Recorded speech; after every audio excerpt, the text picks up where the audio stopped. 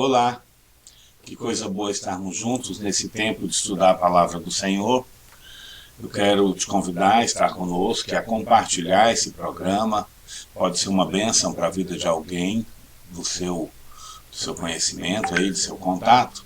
Então manda para ele o link, fala, olha, participa aí com a gente. Nós queremos discutir com você a palavra de Deus e hoje sobre o tema Entrai pela Porta Estreita. Esse programa é da Igreja de Deus no Brasil. Eu estou colocando agora para você ter aí informações que podem ser úteis. Você acessa ele pela radiodeuseana.com.br, pelo facebook.com radiodeuseana, alguns vão estar pelo facebook.com/Samuel Alves Silva. Pelo WhatsApp você manda seu recadinho, 62-98652-2063. Se tiver algum tema, alguma pergunta, alguma contribuição, nós vamos estar atentos a isso. Acessa também pelo Instagram, manda sua mensagem também pelo e-mail radioidbweb@gmail.com. E se você quiser estar aí no seu smartphone acompanhando a programação da rádio, aplicativo Radiosnet na Apple Store ou Play Store, e aí instalado você clica na lupinha e busca Rádio Deuseana, ok? Pois bem, que alegria essa oportunidade. E eu poderia começar te fazendo uma pergunta. A pergunta seria: até que ponto você realmente acredita no que Jesus Cristo nos ensina? E por que a pergunta? Porque eu quero tratar de um ensino de Jesus Cristo hoje. Lá em Mateus, no capítulo 7, versos 13 e 14, ele trata de uma questão interessante. Ele nos dá uma ordem, que é entrar pela porta estreita. Acompanha comigo, estou colocando aí na tela o texto. Entrai pela porta estreita, porque larga é a porta e espaçoso o caminho que conduz à perdição, e muitos são os que entram por ela. Porque estreita é a porta e apertado o caminho que leva à vida, e poucos há que a encontrem. Você acredita em Jesus Cristo? Jesus é realidade para você? Você entende que ele merece crédito? Pois bem, então ele nos dá aí um imperativo, uma ordem, algo que não admite discussão, e ele diz: entrai pela porta estreita. Quando ele te convida a entrar pela porta estreita, isso vai implicar numa decisão que você precisa tomar. Qual é a decisão? De seguir de maneira certa, ou dito de outra forma, de seguir uma certa maneira de viver conforme as regras dessa porta estreita, né? E isso vale para nós em vários momentos de nossa vida. Se você chega em um edifício e se propõe a entrar, ainda mais nos dias de hoje, as regras de segurança, uma série de protocolos precisam ser cumpridos. No caso da vida cristã, da mesma forma, o convite, ou melhor, a ordem de Jesus Cristo é entrar por uma porta que exige, sim, certos critérios. Seria a decisão de entrar para cumprir certos propósitos. E por que essa porta é estreita? Estreita devido ao fato de que na vida cristã não há lugar para coisa alguma que não represente devoção singela à causa do Mestre e dedicação total daquele que entra por essa porta e de todos os seus bens àquele fim. Quem entra pela porta estreita se dedica completamente a andar conforme as regras dos protocolos necessários ali. E aí Jesus apresenta duas justificativas para que nós possamos ou devamos entrar pela porta estreita. A primeira justificativa, que está lá no texto, né, você pode estar atentando a isso, é que ele diz: porque larga é a porta e espaçoso o caminho que conduz à perdição. E são muitos, olha que coisa triste, são muitos os que entram por ela. Então, essa é a primeira justificativa que Jesus nos apresenta. Isso para dizer que nosso Deus é seletivo e nosso Deus quer a perfeição. E, apesar de nós sermos bombardeados com um conceito de que ninguém é perfeito, eu preciso te dizer que Deus tem um projeto para a sua vida, que é você ser perfeito. E ele, que é seletivo, ele não aceita as coisas de qualquer forma, né? A gente até sofre também um bombardeio por um conceito de que Deus aceita de qualquer jeito, vinde como estás, etc. Mas eu preciso te dizer que não existe essa coisa de vinde como estás, por quê? Porque quando alguém parte para vir ao Senhor, ele já começa um processo de transformação.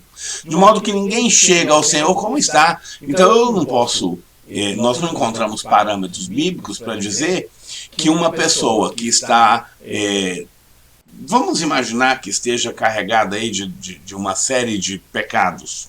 Isso vale para qualquer tipo de pecado. Vou colocar aqui um adúltero. A pessoa é adúltera. E aí ela fala assim, eu vou ao Senhor como eu estou, me mantendo adúltero. Isso não existe. Porque no processo de chegada ao Senhor, pela conversão, pela regeneração, a presunção é de que ele vai ser transformado. E vai deixar de ser essa pessoa com esse pecado. Pois bem, isso é chamado de novo nascimento. Jesus trata disso no capítulo 3 do Evangelho de João. Quem quiser ver o reino de Deus tem que nascer de novo. Tem que passar por uma transformação. Então, nessa seleção de Deus, ele quer que nós venhamos à perfeição. Se você abrir o texto bíblico de Efésios, no capítulo 5, e eu vou localizar esse texto aqui para que você possa estar lendo comigo. Efésios capítulo 5, nós vamos lá para o verso 25. Você tem aí sua Bíblia? Mas se não tem, estou colocando para você. 5:25 de Efésios. Olha como o texto coloca. Maridos, amai vossa mulher, como também Cristo amou a igreja, e a si mesmo se entregou por ela. Essa é a parte que toca aí a todos os maridos, e a gente nem sempre presta atenção nisso, né? Jesus se entrega pela igreja, como nós precisamos nos entregar, nos sacrificar pela esposa, para a santificar, purificando-a com a palavra, né? Purificando-a com a lavagem da água pela palavra, para apresentar a si mesmo uma igreja gloriosa, sem mácula, nem ruga, nem coisa semelhante, mas santa e irrepreensível. Veja que, da perspectiva de Deus, nós precisamos, não só podemos, como precisamos chegar a esse grau de perfeição que ele anuncia em sua palavra. A igreja aqui é o conjunto dos salvos, significa dizer que todos esses que fazem parte da igreja, dessa igreja verdadeira, a igreja que nós chamamos de invisível, o conjunto de todos os salvos, essas pessoas precisam chegar nesse ponto aí, olha. Igreja gloriosa, sem mácula, nem ruga, nem coisa semelhante, mas santa e irrepreensível. Se Deus falou, é possível. Então, isso é colocado em contraponto ao fato de que o caminho é espaçoso. E ser espaçoso fala de algo que atende aos interesses desse mundo incrédulo, esse mundo que não acredita no projeto de Jesus Cristo, daqueles que não são discípulos do reino. Esse caminho espaçoso é fácil de ser percorrido. Não exige muito, é cheio de concessões. Qualquer um passa por esse caminho espaçoso. Templo espaço para receber muitos tipos de pessoas, inúmeras ideias diferentes sobre os alvos e valores da vida. Talvez parecesse que os fariseus caminhavam por uma estrada estreitíssima, que eram as regras da religião que eles praticavam. Mas isso, na verdade, ainda assim fazia parte de um caminho espaçoso, porque eram regras que atendiam aos interesses deles. questão é que esse caminho é tão largo que diversos indivíduos e diversos interesses podem viajar por ele sem atrapalhar uns aos outros, e mesmo até sem notar os outros viajantes. E aqui uma coisa me chama muito a atenção, que é a palavra perdição. Esse caminho conduz à perdição, caminho largo. E a palavra perdição identifica aqui um julgamento. E Jesus fala desse julgamento. Se nós abrirmos nossas Bíblias em Apocalipse, no capítulo 14, nós vamos encontrar lá esse conceito de julgamento, de juízo, que deve de algum modo nos impactar. Então abra aí, 14 de Apocalipse, verso 11 em diante, 11 a 13. Colocando aí para você acompanhar. E a fumaça do seu tormento sobe para todo sempre, não tem repouso, nem de dia nem de noite, os que adoram a besta e a sua imagem, aquele que receber o sinal do seu nome. Aqui está a paciência dos santos. Aqui estão os que guardam os mandamentos de Deus e a fé em Jesus. E ouvi a voz que me dizia, eu ouvi uma voz do céu que me dizia, escreve, bem-aventurados os mortos que desde agora morrem no Senhor, sim, diz o Espírito, para que descansem dos seus trabalhos e das suas obras. Então veja que aqui o verso 3 fala do tormento sem repouso, fala da perdição para todos os que de algum modo não deram crédito ao que Jesus ensina. A palavra perdição envolve a ideia de perda, desperdício. A sua vida precisa estar nas mãos do Senhor, senão ela será desperdiçada. É isso que o texto diz. Esse desperdício é não aproveitamento útil de uma vida.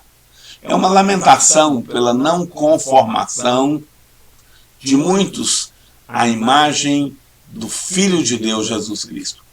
O plano de Deus é duplicar a pessoa de seu Filho, Jesus, em cada um de nós. O plano de Deus é que você tenha a imagem de Jesus Cristo.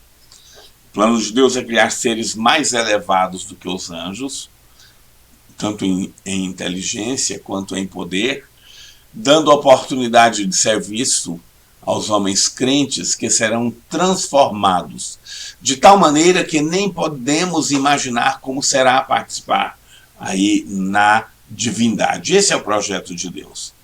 Se você abrir o texto bíblico em Romanos, no capítulo 8, o verso 29, 8:29 de Romanos,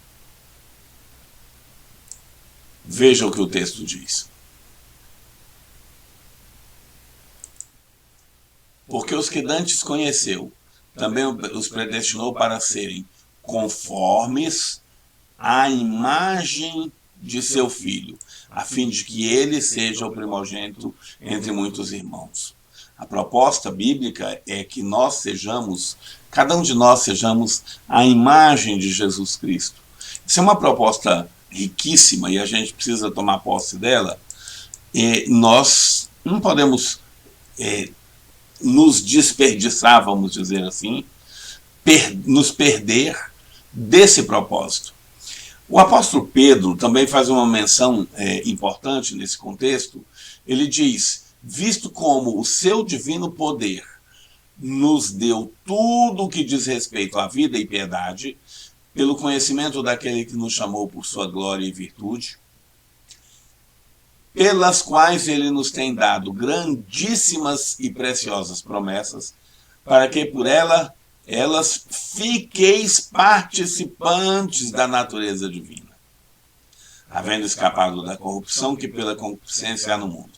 Olha a ideia bíblica. Você ser participante da natureza divina. Você amar com qualidade, ter gozo com qualidade, ter paz com qualidade, algo que já é possível a partir da sua entrega ao Senhor Jesus Cristo aqui na Terra, mas a proposta é que isso seja numa dimensão tremenda, né? E como dito em Romanos 8, 29, para que Cristo seja o primogênito entre muitos irmãos, significa dizer o seguinte: Deus quer fazer de nós, os cristãos, aqueles que de fato se entregam a Ele, acreditam no projeto dele, uma nova raça.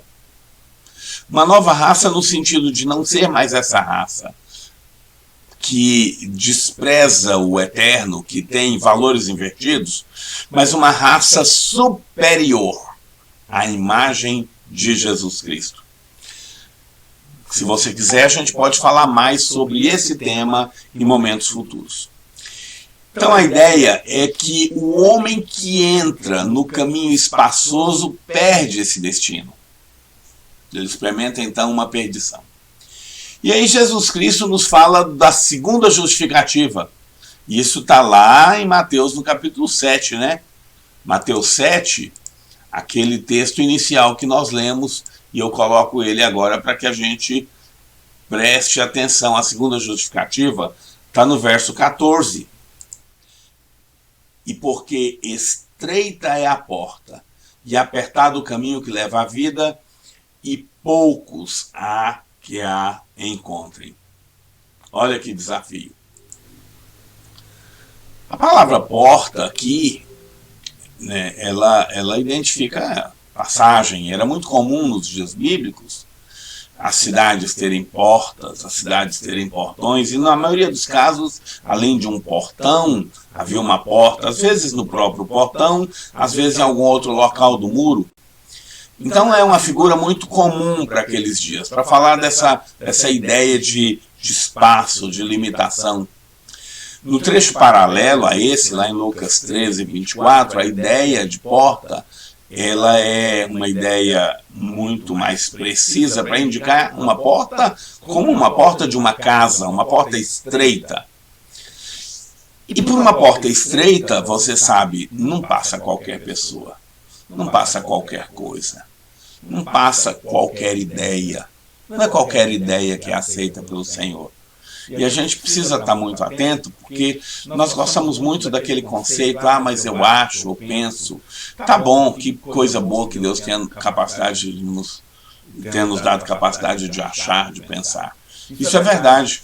Mas Ele também nos deu capacidade de buscar princípios adequados para esse nosso achar, essa nossa forma de pensar. E a Bíblia chega a falar que a gente precisa ter a mente de Cristo, que nosso pensamento precisa ser levado cativo a Deus, né? Que nós precisamos ser orientados nesse pensamento por valores que provêm do próprio Deus. Então temos que estar sempre atento que por essa porta estreita não passa qualquer tipo de ideia. Entre outras coisas, a exclusão de interesse próprio e a separação do mundo com seus cuidados e diversões estão presentes nesse conceito aí de porta estreita, para dizer assim, não passa. Por isso a porta é apertada, a porta é estreita e o caminho é apertado, né?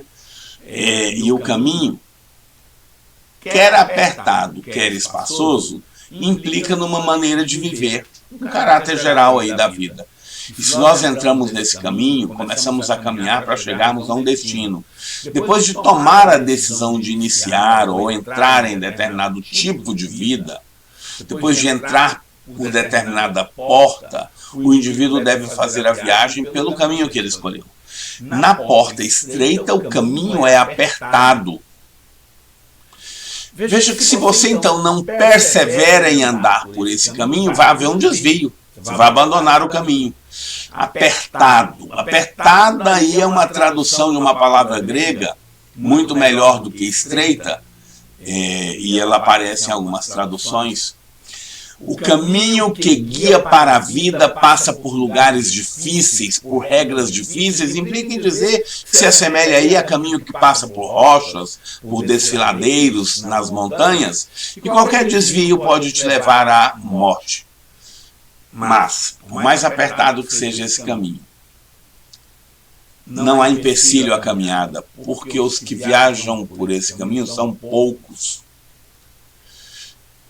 Não é um caminho congestionado.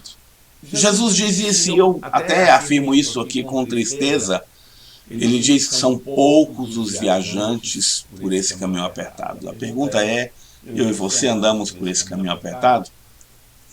Eu sei que a população, o mundo, as pessoas de modo geral têm dificuldade com muitas regras, muitas coisas. E na verdade a gente não é chamado para viver muitas regras. Nós somos chamados para viver uma, entregar o nosso caminho ao Senhor. Essa regra. Todas as demais estão embutidas aí. Precisamos estar atentos porque são poucos os que estão determinados em guardar os mandamentos de Jesus Cristo. São poucos os que se determinaram a se submeter uns aos outros, atendendo, por exemplo, a ordem de Efésios capítulo 5, verso 21. Muitos ensinos de Cristo não são palatáveis para os que se refugiam no caminho largo. Por exemplo, é palatável amar os inimigos? Muito comum alguém dizer, nossa, é complicado, né?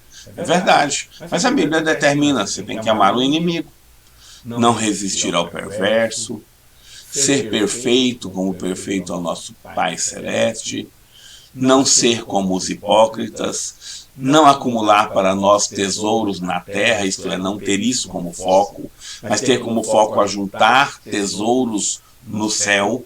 Veja que Jesus é um grande financista, dando um conselho de muita rentabilidade.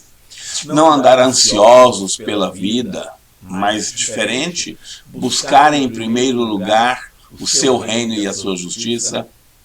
Claro que poucos são os que entram por esse tipo de caminho, né? Esse tipo de regra, esse tipo de ensino. Eu até preciso te dizer que, através desse texto, a gente tem a confirmação de que as Escrituras não aceitam o universalismo. Aquele conceito que no final todo mundo vai ser salvo, isso não é bíblico. Por quê? Porque só vão ser salvos os que entram pela porta estreita. Só a porta estreita conduz à vida. A porta larga conduz à perdição. Não há essa alternativa. E aí alguém pode dizer assim, mas e a misericórdia de Deus? Como é que fica? Deus não é misericordioso? Deus não abre as portas da salvação para todos os homens? Eu também preciso te falar uma coisa. Tem muita gente sendo iludida aí por palavras que não são exatamente a verdade. Não é assim. A coisa não é bagunçada, vamos dizer assim, que Jesus está aceitando qualquer coisa. A misericórdia de Deus, ela é grande e ela tem sido distribuída com generosidade nas inúmeras oportunidades de conversão que são dadas a todos os homens. Todos os homens, e a gente pode afirmar com tranquilidade isso, todos os homens conhecem a Deus mais do que gostariam. Todos. Até porque a revelação de Deus não é só a revelação bíblica. Ele também se revela pela natureza. Os céus manifestam a glória de Deus. Firmamento anuncia as suas obras. Isso está lá no Salmo 19. Lá em Romanos, no capítulo 1 e 2, podemos dizer assim, a afirmativa de que é dada a todo homem meios de conhecer ao Senhor, de modo que nenhum vai ser inexcusável. Melhor, nenhum vai ser excusável, ou seja, nenhum vai poder dar desculpas. Mas vamos lá para Hebreus no capítulo 2, para que a gente compreenda a extensão dessa misericórdia de Deus. Portanto, convém-nos atentar com mais diligência para as coisas que já temos ouvido, para que em tempo algum nos desviemos delas. Porque se a palavra falada pelos anjos permaneceu firme, e toda transgressão e desobediência recebeu a justa retribuição, como escaparemos nós, se não atentarmos para uma tão grande salvação, a qual, começando a ser anunciada pelo Senhor, foi-nos depois confirmada pelos que a ouviram.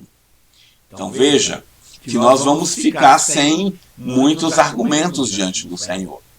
Ora, Ele concedeu a palavra.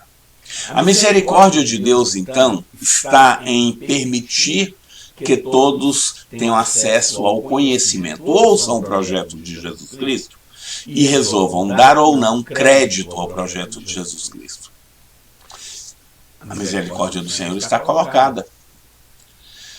Um outro aspecto interessante é que o texto de Mateus 7 fala de vida. A porta estreita conduz à vida, enquanto a porta larga conduz à perdição, a porta estreita conduz à vida. E no Novo Testamento, a ideia de vida nega o conceito de uma mera existência. Meramente existir não é vida. A vida, portanto, não consiste apenas na existência física, mas de determinado tipo de vida, ou seja, determinado tipo de vida espiritual de que todos participam por causa da alma eterna de cada um. E aí, a verdadeira vida começa em Deus, mas ela também continua em Deus. E tem como alvo o próprio Deus, já Cristo, que é o Senhor da vida. A vida só é autêntica quando vivida em Cristo. Isso implica em transformação à imagem de Cristo. Isso implica em investimento na vida eterna, a nova criação que terá seu clímax quando os seres humanos se tornarem superiores aos anjos, investidos de maior poder, domínio, inteligência e capacidade, a fim de serem motivo de maior glória ao nome de Deus. Verdadeira vida é o que dá sentido a toda a criação. E eu quero te pedir que preste atenção nisso. O projeto de Deus são os salvos. Toda essa história que você conhece, todo esse mundo que você conhece, ou que dele tem notícia, tudo que você sabe, tudo que Deus fez, tudo que Deus permitiu que acontecesse, tem um projeto: a escolha de homens e mulheres que tenham se proposto a entrar pela porta estreita. Uma figura que tem encantado o meu coração para esclarecer isso é a figura do garimpeiro, que pega uma porção de lama, uma porção de cascalho e vai selecionando eles através de suas ferramentas de trabalho, até expurgar tudo que é cascalho, tudo que é lama, tudo que é barro sem valor, e ficar só aquilo que é o ouro. Que num primeiro momento até vai estar ainda cheio de impurezas, mas foi selecionado. Aquele ouro é o propósito do garimpeiro, assim como os salvos são o propósito de Deus. E toda a história que você conhece, ou seja, toda a criação de Deus, desde a criação de Deus ao ministério de Jesus Cristo, a determinação de Deus está em selecionar os salvos, os que entram pela porta estreita e vão até a vida eterna. Você precisa fazer parte desse grupo. Deus quer, na verdade, que todos façam parte desse grupo, mas apesar de ser essa a vontade de Deus, o próprio Senhor Jesus diz que não. Muitos são os que entram pelo caminho largo, pela porta larga, pelo caminho espaçoso, que conduz à perdição. E a salvação é uma coisa que não nos é imposta, ela nos é oferecida, ela não nos é imposta. Nós recebemos a ordem de entrar pela porta estreita, entramos ou não. A decisão é sua, a decisão é minha, e eu sou desafiado a isso todos os dias, assim como você. Nós precisamos tomar posse disso, entrai pela porta estreita, medita nisso. Se quiser, manda seus comentários, suas perguntas, e nós vamos ter, sim, muito prazer em buscar responder isso à luz da palavra de Deus. Pois bem, e se você achar que essa palavra pode ser bênção a alguém, manda, compartilhe. Se você achar que deve, essa palavra vai estar à sua disposição no YouTube também. Lá você também pode, como dizem, dar o joinha, subscrever o canal e utilizá-la para que seja bênção na vida de outros. Tá bom? Viva para Deus!